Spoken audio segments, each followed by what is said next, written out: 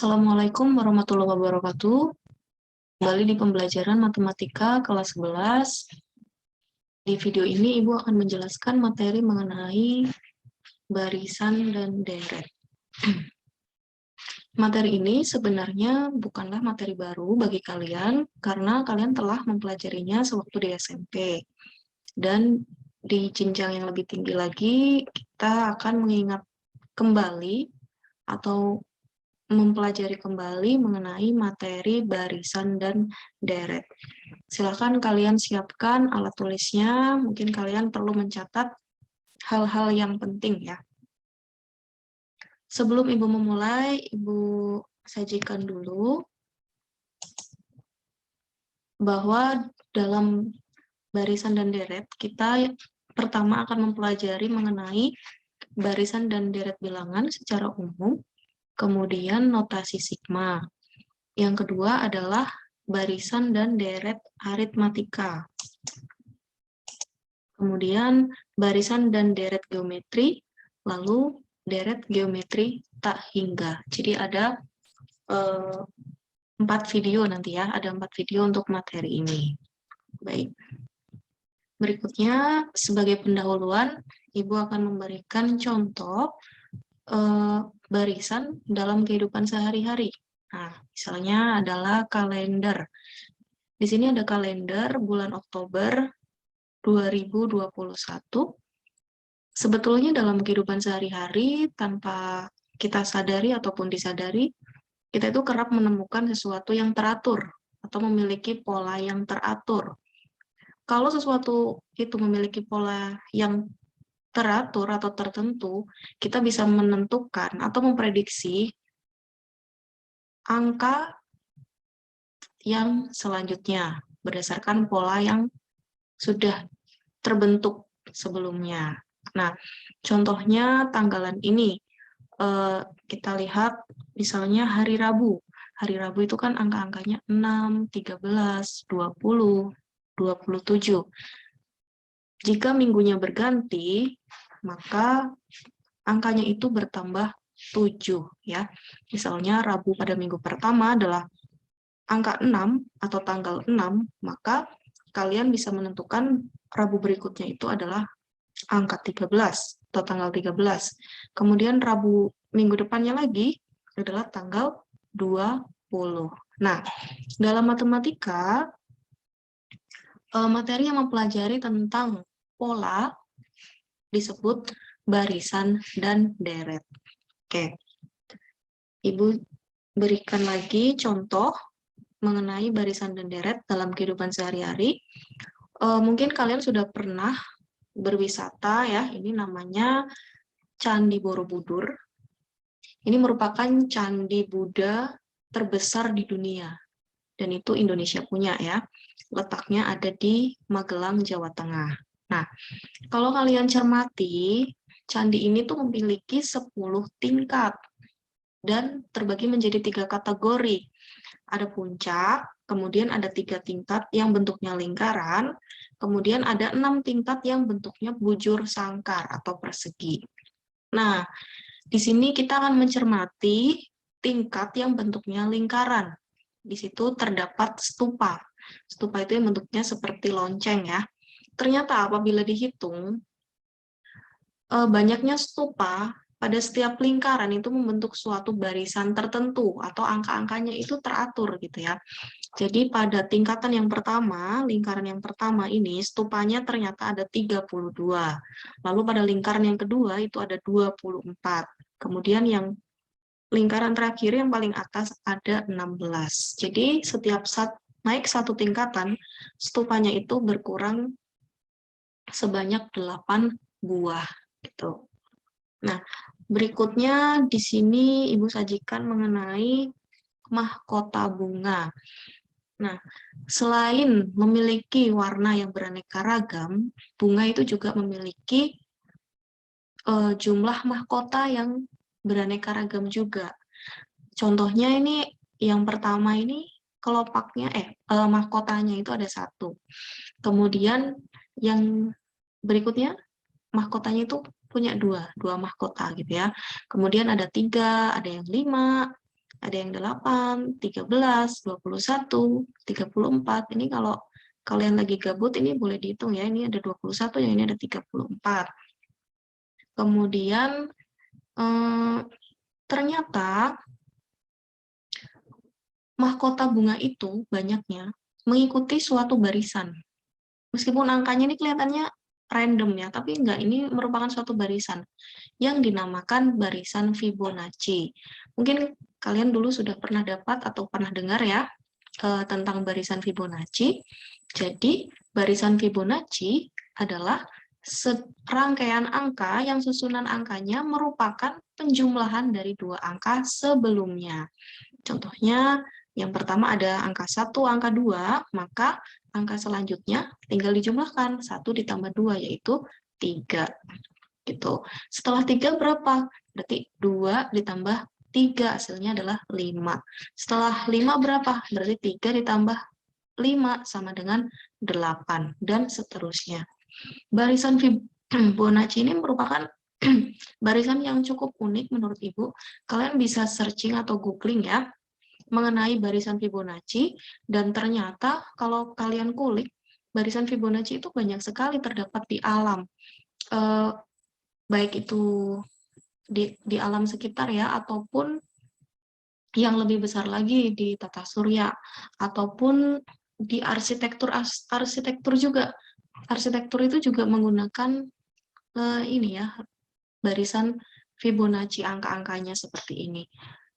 Atau kalau kalian mau searching itu kata kuncinya bisa pakai golden ratio. Oke, itu merupakan gambaran mengenai barisan-barisan yang ada di kehidupan sehari-hari. Kemudian berikutnya, kita akan mempelajari barisan dan deret bilangan secara umum ya, dan juga notasi sigma. Mungkin ini yang baru adalah notasi sigma. Oke, barisan bilangan. Jadi, bilangannya itu berbaris gitu ya. Contohnya seperti ini. 1, 5, 9, 13. Kamu prediksi nih, dua angka selanjutnya ini berapa? Cara memprediksinya itu bukan ngarang, tapi lihat polanya atau cermati polanya. 1 menjadi 5, 5 menjadi 9, 9 menjadi 13. Itu kan berarti ditambah 4. Nah, berarti angka selanjutnya setelah 13 adalah 17. Lalu angka selanjutnya adalah 21. Berikutnya adalah 27, 17, 10, 6, dan seterusnya. Nah, ini bilangannya semakin ke kanan, angkanya itu semakin kecil. Coba kita lihat. Dari 27 menjadi 17, itu kan minus 10. Kemudian 17 menjadi 10, itu minus 7. Kemudian 10 menjadi 6, itu minus 4. Berarti minus 10, minus 7, kemudian minus 4. Nah, berarti kan 10, 7, 4. Itu kan berarti minus 3, minus 3, minus 3, ya kan? Berarti nanti angka 6-nya ini minus 1, yaitu angka berikutnya adalah 5. Dan seterusnya. Kemudian 1, 3, 9, 27. Nah, kalau ini adalah contoh barisan yang angka selanjutnya itu dikalikan. Kalau ini dikalikan 3 ya. Jadi setelah 27 nanti angkanya berarti 27 kali 3 yaitu 81. Berikutnya adalah negatif 2, 4, negatif 8, 16. Ini juga sama dikalikan, tetapi dikalikannya dengan bilangan negatif juga, yaitu negatif 2. Dan selalu konsisten, meskipun ini barisannya negatif, positif, tapi pengalinya itu konsisten, yaitu dikali negatif 2. Negatif 2 kali negatif 2, 4. 4 kali negatif 2, negatif 8. Negatif 8 kali negatif 2 sama dengan 16. Nanti berarti angka selanjutnya adalah negatif 32. Angka selanjutnya adalah 64. Nah, itu merupakan contoh-contoh dari barisan bilangan secara umum ya. Kita belum mengkategorikan aritmatika, geometri, ataupun yang lain gitu ya. Ini barisan bilangan secara umum. Baik. Di sini ada pengertian, barisan bilangan adalah himpunan bilangan yang tersusun menurut pola tertentu. Bilangan-bilangan yang disusun itu disebut suku-suku barisan. Cara menulis barisan adalah seperti ini. Suku ini namanya ditulisnya dengan U, lalu ada indeksnya ya. U1, U2, U3, U4, dan seterusnya. Ini dibaca dan seterusnya UN.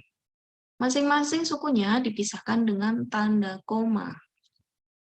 Nah, suku pertama itu namanya U1 ya. Dia punya nama lain, biasanya disebut dengan A. Kemudian UN itu bukan ujian nasional, tapi suku ke N atau suku terakhir. Nah, ini adalah pengertian dari barisan bilangan. Sekarang kalau deret bilangan itu apa? Deret bilangan adalah jumlah yang ditunjuk dari suku-suku suatu barisan. Apabila rumus suku ke N dari barisannya diketahui, maka deret dapat dinyatakan dalam notasi sigma. Jadi deret sama notasi sigma itu sama, cuma kalau deret bilangan itu menuliskannya itu panjang, kalau notasi sigma itu lebih simpel karena dia menggunakan rumus suku ke N menulisnya. Nah, seperti ini cara menulis deret bilangan yang tadinya semula ditulis pakai koma, di sini kalau deret diganti menjadi plus, karena pengertiannya tadi adalah jumlah yang ditunjuk dari suku-suku suatu barisan, pengertiannya. Jadi, U1 ditambah U2, ditambah U3, ditambah U4, ditambah, dan seterusnya ditambah UN. Nah, Ibu ilustrasikan menggunakan tumpukan apel, ini merupakan contoh barisan yang sederhana. Apabila kalian bisa memahami yang sederhana ini, maka nanti akan lebih mudah memahami yang lebih kompleks. Jadi di sini ada tumpukan apel ya, ini apelnya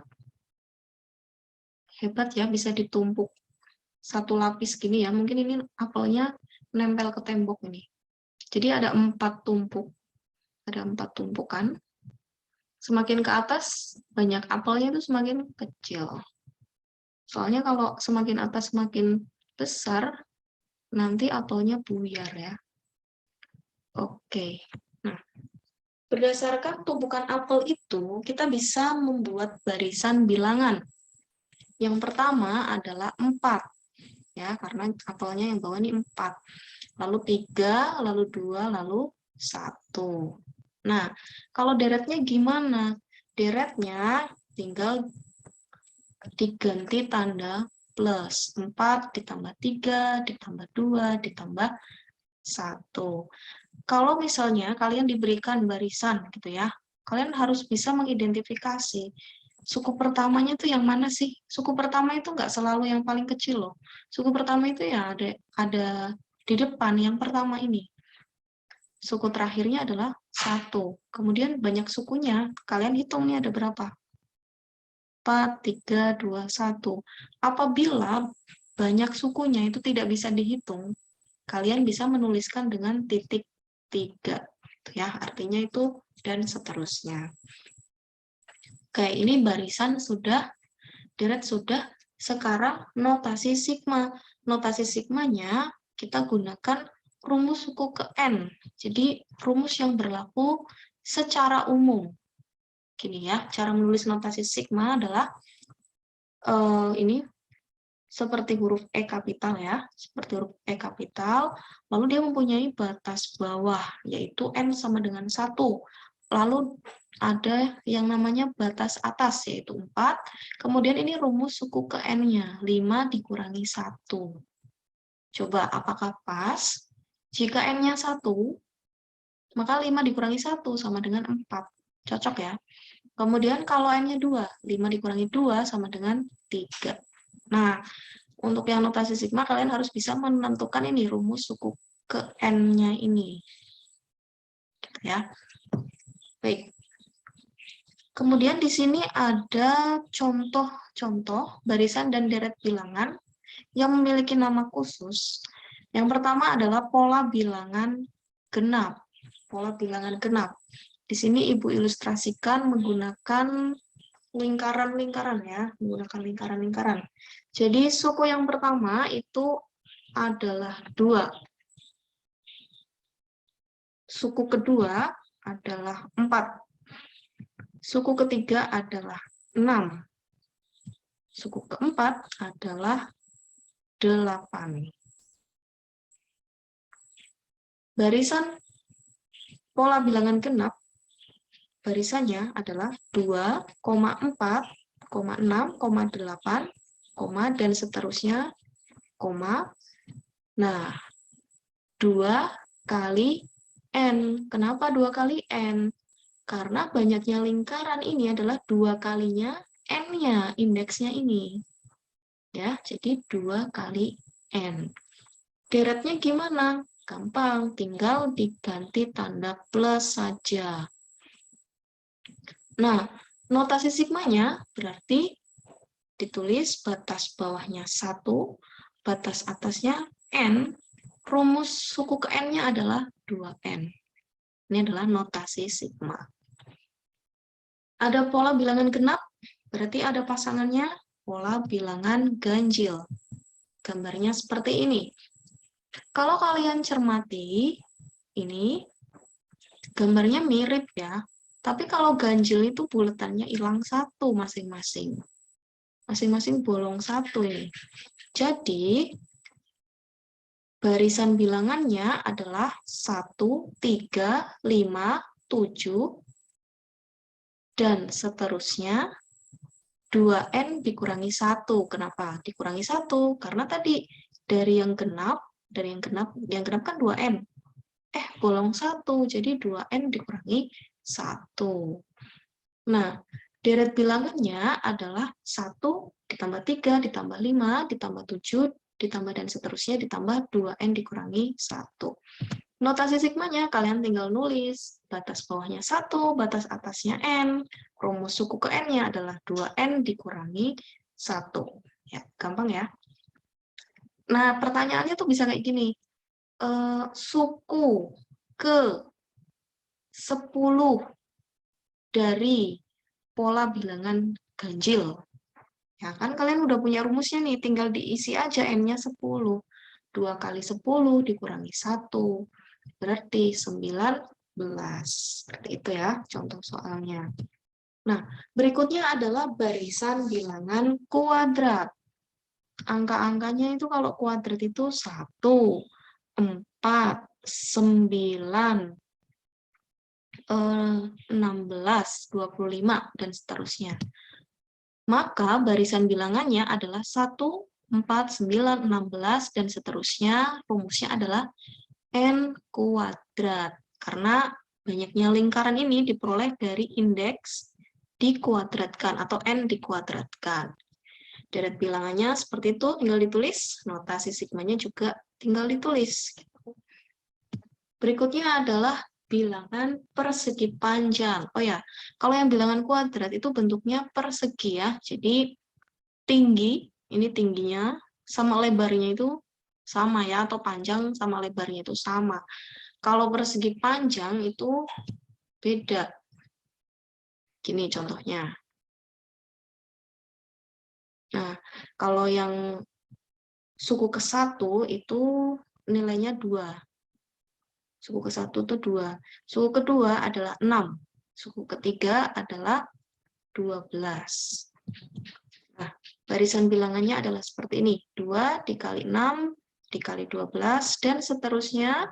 Kita lihat bahwa rumus dari persegi panjang itu kan P kali L ya. P kali L. Ini kalian bisa tulis cara mencari lingkarannya ini ya. Banyaknya lingkaran. Yang pertama itu kan 1 dikali 2. Ini 2 dikali 3. Terus 3 dikali 4. Jadi angkanya itu berurutan gitu ya. Nah, atau kalau ditulis N dikali N plus 1. Misalnya nih, suku ke 9 dari barisan bilangan persegi panjang. Berarti N-nya 9 dikali 9 ditambah 1. 9 dikali 10. Nilainya adalah 90. Jadi kalau kalian sudah tahu rumusnya, ini nggak usah digambar, nggak apa-apa. Kalau kalian gambar 90 lingkaran itu kan ya capek ya. Nah, berikutnya adalah deretnya. Deretnya berarti tinggal diganti pakai tanda plus. Notasi sigmanya juga sama, tinggal ditulis saja seperti ini. Yang terakhir ada bilangan segitiga. Gini bentuknya segitiga ya.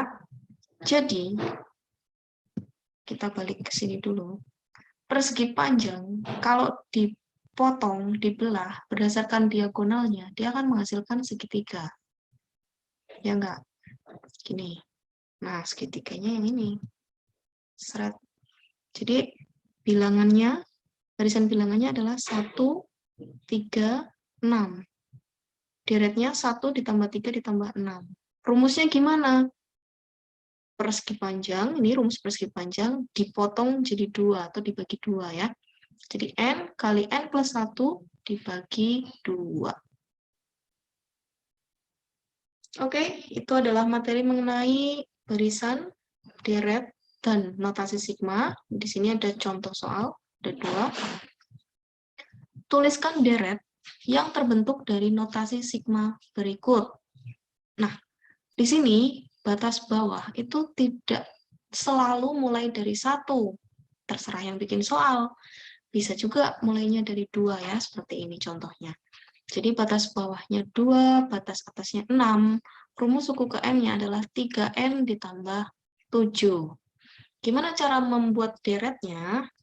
Kalian berarti menghimpun dulu bilangan dari 2 sampai 6 ya. Nah, ini maaf, ini harusnya 2 ya, harusnya 2 nih.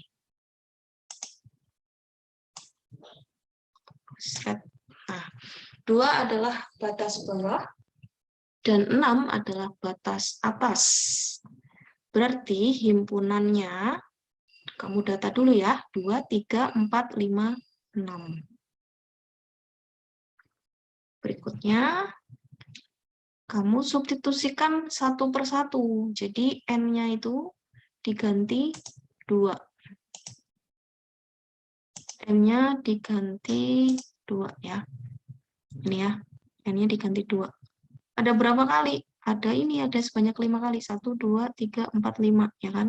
1, 2, 3, 4, 5. N-nya itu yang Ibu warnai merah ya. Kemudian deret yang terbentuk, kalian tinggal ngitung aja ini. 6 ditambah 7, 13. 9 tambah 7, 16. 12 tambah 7, 19. 15 tambah 7, 22. 18 tambah 7, 25. Jadi deret yang terbentuk adalah ini. Deret loh ya, jangan dijumlahin nih. Deret ini. Tulis aja seperti ini. Kecuali kalau pertanyaannya tentukan hasil penjumlahannya, baru kalian jumlahkan. Tapi kalau cuma pertanyaannya tuliskan deret, ya nulisnya seperti ini namanya deret. 13 plus 16 plus 19 plus 22 plus 25. Oke, ini kan mengubah notasi sigma menjadi deret. Sekarang kebalikannya. Contoh yang kedua itu ubahlah ya. Ubah ya, bukan rubahlah ya. Ubahlah deret bilangan berikut menjadi notasi sigma. Ini angka-angkanya 3 plus 6 plus 11 plus 18 plus 27 plus 38. Nah, ini harus kreatif ya, harus kreatif. Oke, saya tulis lagi soalnya. 18-nya mana ya ini? Tunggu. Tunggu ya. Oke, 18-nya sudah muncul. Ibu ulangi ya. Untuk mengubah menjadi notasi sigma, ini kan harus dibuat menjadi rumus suku ke N. Kalian harus kreatif nih. Nah, seperti ini ya.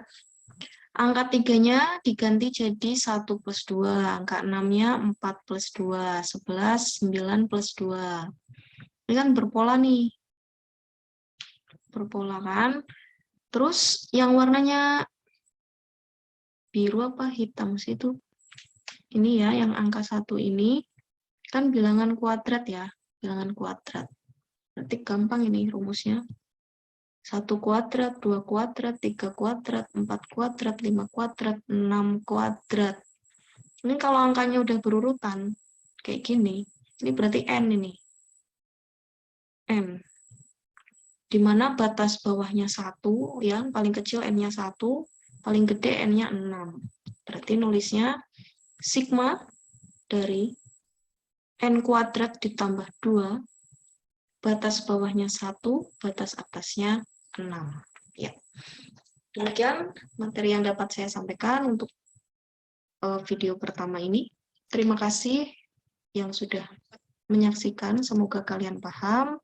Mohon maaf apabila banyak kekurangan.